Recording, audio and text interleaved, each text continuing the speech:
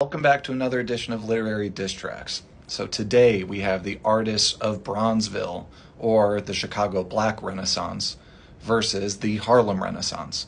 While these two movements are really similar in some important aspects, there are also some key differences and major tension between the two. But overall, Bronzeville and the Chicago Black Renaissance is just woefully underappreciated and undertaught. Chicago is always playing second fiddle to New York, and I, a native Illinoisan, am personally just sick of it. Both movements are a direct result of the Great Migration, which was the mass exodus in the early 20th century of African Americans from the South to industrial hubs in the Midwest and Northeast. Two of the most popular destinations during this period were Harlem and the south side of Chicago, or Bronzeville.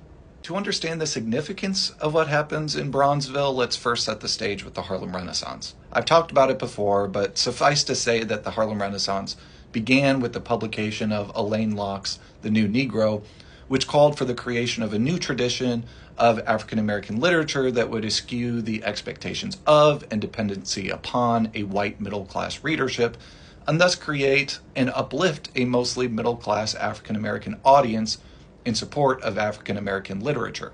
As we discussed in the diss track between Langston Hughes and Zora Neale Hurston, writers of this period in Harlem were also frequently supported by wealthy white patrons with dubious or else misguided intentions.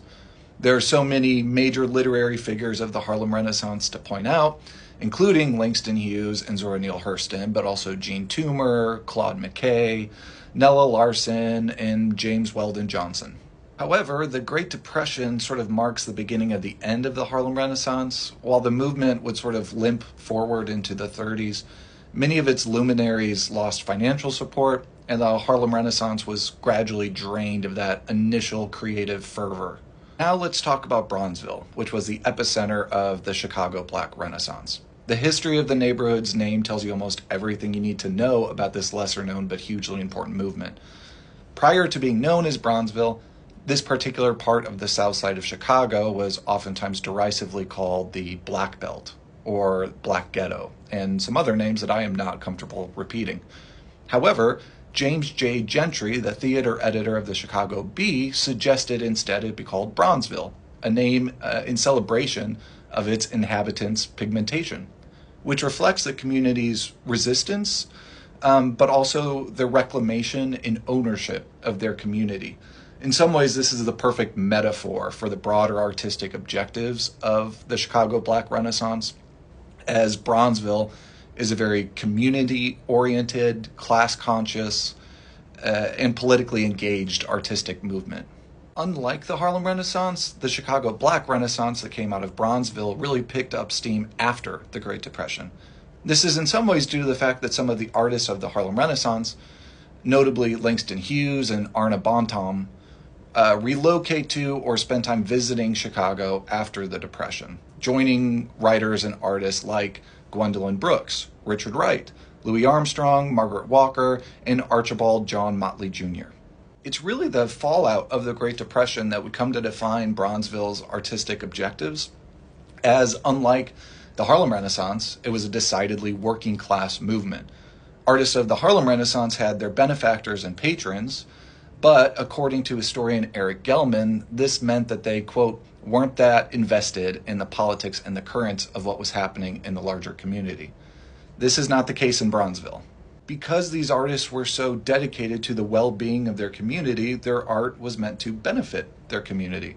Again, according to Gelman, quote, they made art not to be hung in a gallery or bought by a white patron, but to be shown or displayed in the Southside Community Art Center, or to be exhibited at the YMCA. It was art for a different purpose and a different audience. Artists of Bronzeville were fully invested in issues related to community, but also just broader issues related to class. Given its inception after the Depression, it was a very progressive and socially active and politically active movement. And with someone like Richard Wright's investments in Marxism, there was also a focus on the black worker and an urban environment. And you can also see this reflected in the brilliant poetry of Gwendolyn Brooks, one of my personal favorites. So to put it somewhat broadly, the Harlem Renaissance was a more middle-class movement meant for a more national readership and uplifting racial identity, whereas Bronzeville artists were more focused on labor issues, political agitation, social progressivism, and appealing to a working class. And this is where some tension between the writers comes into play.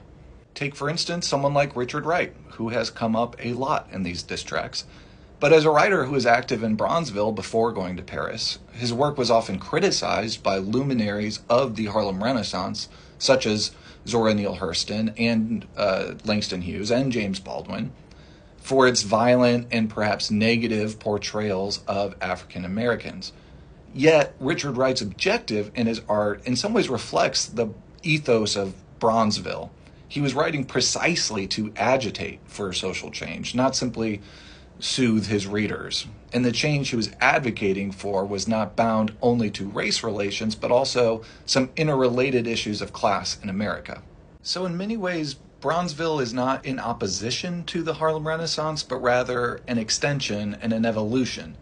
Because whereas the Harlem Renaissance was an answer to the call to action proposed by people like W.E.B. Du Bois and Alain Locke, the artists out of Bronzeville take that imperative, but they filter it through the specifics and the concerns of their community.